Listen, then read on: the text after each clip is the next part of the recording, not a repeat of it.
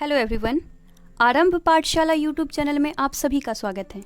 आज है 16 अगस्त और 16 अगस्त से करंट अफेयर्स के जितने भी महत्वपूर्ण प्रश्न हैं उन सभी को हम इस वीडियो में देखेंगे और उन प्रश्नों से रिलेटेड जितने भी इम्पॉर्टेंट फैक्ट्स होगा उन सभी को हम डिस्कस करेंगे। तो वीडियो को लास्ट तक देखें।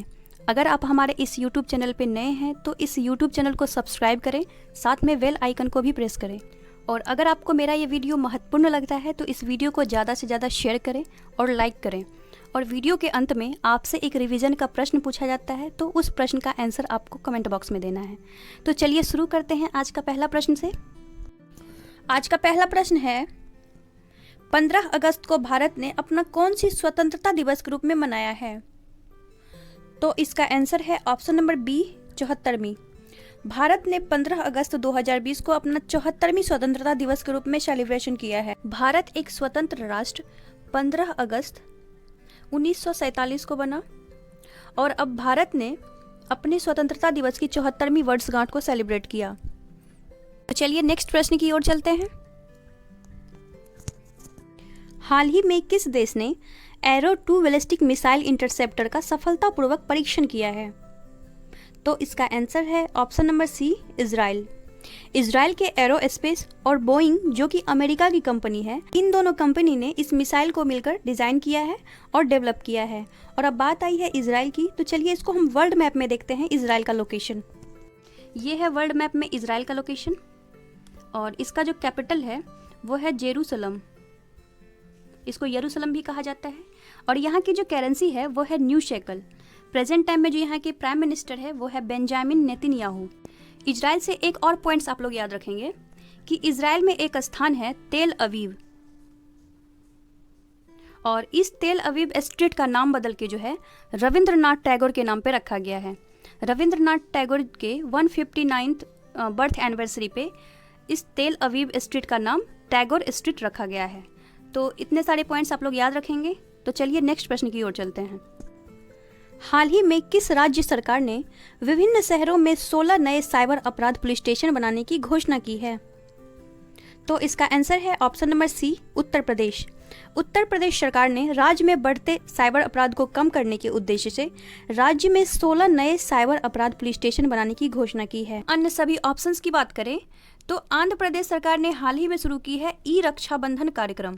और ये ई रक्षाबंधन कार्यक्रम जो है ये ऑनलाइन साइबर जागरूकता कार्यक्रम है और इसके तहत आंध्र प्रदेश के नागरिक को, विशेषकर यहाँ की महिलाएं और लड़कियों को ऑनलाइन साइबर क्राइम के प्रति अवेयर करने के लिए यह कार्यक्रम की शुरुआत की गई है।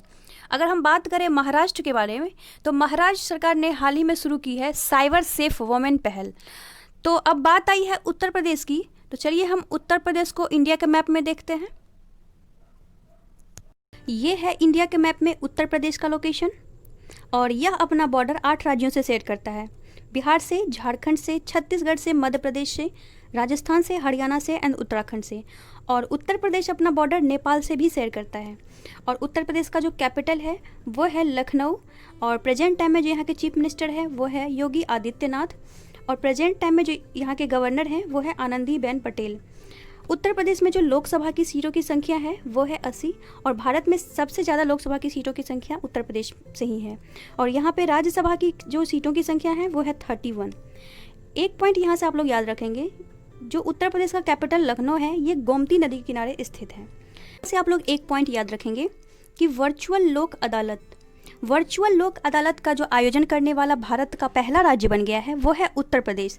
यहाँ पे जो लोक अदालत में सुनवाई की गई है वो वर्चुअल माध्यम से की गई है। यहाँ से एक अन्य पॉइंट्स को आप लोग ध्यान रखेंगे और इसमें कंफ्यूज नहीं करना है।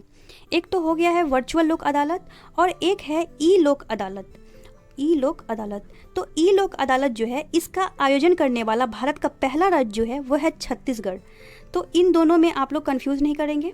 तो वर्चुअल लोक अदालत का आयोजन करने वाला भारत का पहला राज्य उत्तर प्रदेश हो गया है और ई लोक अदालत का आयोजन करने वाला भारत का पहला राज्य जो है वो छत्तीसगढ़ है।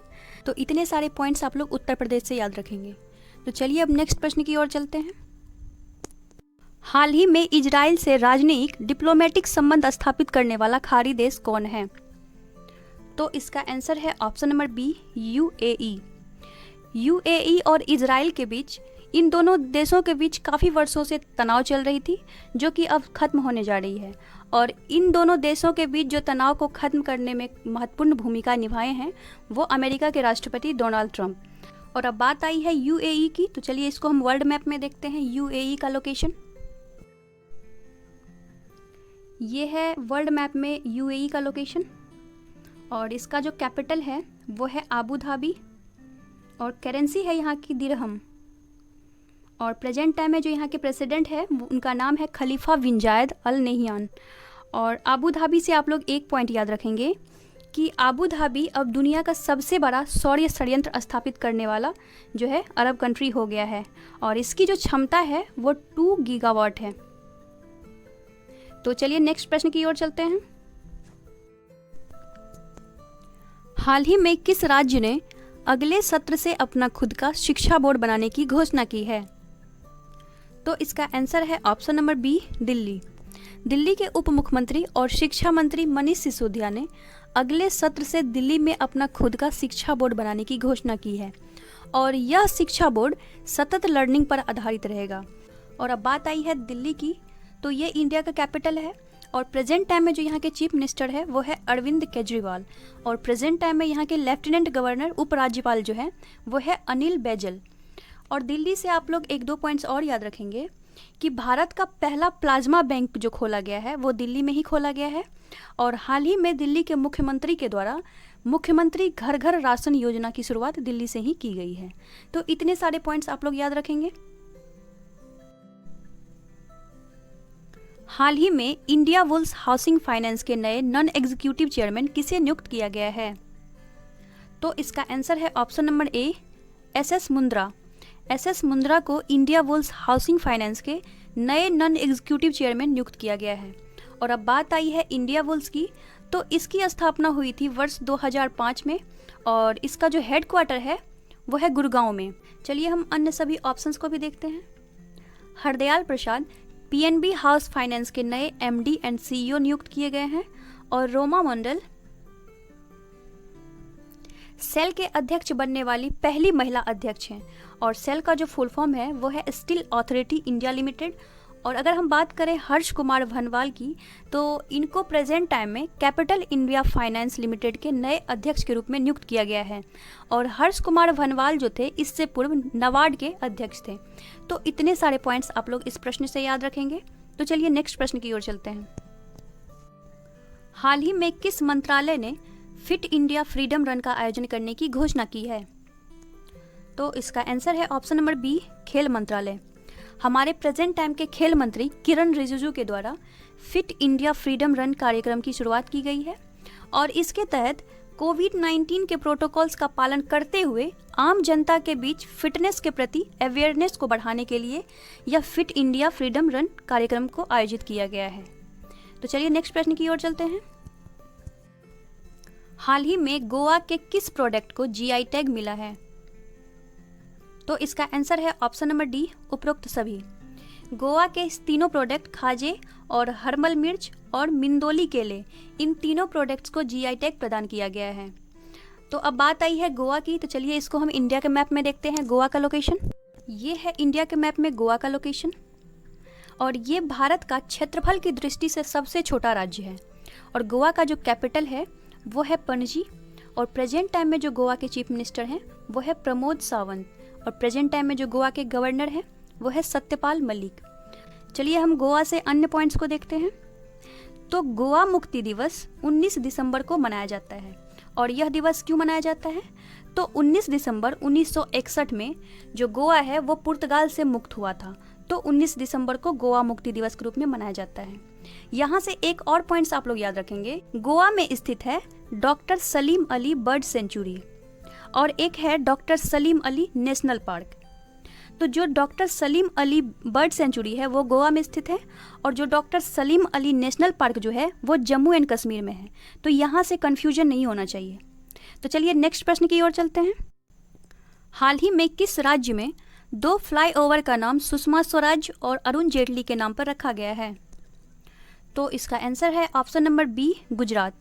गुजरात के अहमदाबाद में एक फ्लाईओवर का नाम सुषमा स्वराज के नाम पर रखा गया है, और एक फ्लाईओवर का नाम जो है अरुण जेटली जी के नाम पे रखा गया है। और अब बात आई है गुजरात की, तो चलिए इसको हम इंडिया के मैप में देखते हैं। गुजरात का ये है इंडिया के मैप में गुजरात का लोकेशन, और यह अपना बॉर्डर 3 राज्यों से शेयर करता है, राजस्थान से, मध्य प्रदेश से और महाराष्ट्र से।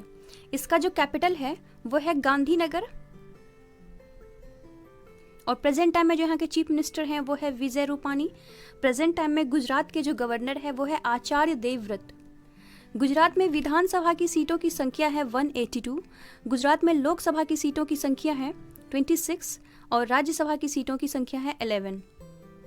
तो चलिए नेक्स्ट प्रश्न की ओर चलते हैं। तो फ्रेंड्स, ये है आज का अंतिम प्रश्न। हाल ही में किस संगठन ने भारत में मॉनसून से सर्वाधिक प्रभावित समुदायों को सहायता देने की घोषणा की है? तो इसका आंसर है ऑप्शन नंबर सी, संयुक्त राष्ट्र। संयुक्त राष्ट्र ने भारत में मॉनसून से प्रभावित समुदायों को सहायता देने की घोषणा की है। और अब बात आई है यूनाइटेड नेशन की। तो यूनाइटेड नेशन की स्थापना हुई थी 24 अक्टूबर 1945 में, और इसका जो हेडक्वार्टर है वो है न्यूयॉर्क में।